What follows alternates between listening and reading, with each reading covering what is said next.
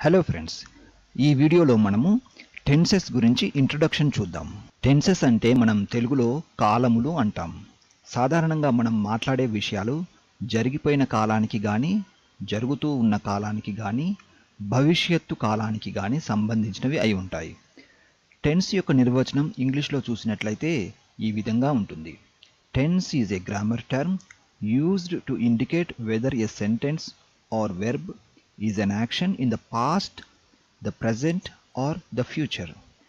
అంటే దీని అర్థం, టెన్స్ అనేది ఒక వాక్యం లేదా క్రియలో ప్రస్తావించబడిన ఒక చర్య భూతకాలం, వర్తమాన కాలం లేదా భవిష్యత్తు కాలం ఈ మూడింటిలో ఎప్పుడు జరిగిందో సూచించడానికి ఉపయోగించే ఒక వ్యాకరణ పదం.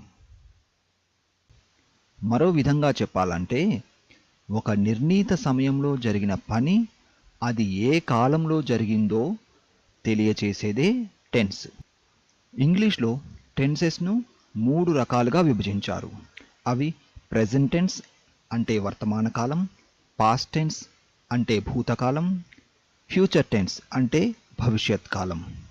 ఈ ఒక్కొక్క కాలాన్ని మళ్ళీ 4 రకాలుగా విభజించారు. ముందుగా మనం ప్రెజెంట్ టెన్స్లోని 4 రకాలు చూద్దాం. Present simple tense, present continuous tense, present perfect tense, present perfect continuous tense. ఇప్పుడు పాస్ట్ టెన్స్లోని 4 రకాలు చూద్దాం. Past simple tense, past continuous tense, past perfect tense, past perfect continuous tense. ఇప్పుడు మనం ఫ్యూచర్ టెన్స్లోని 4 రకాలు చూద్దాం.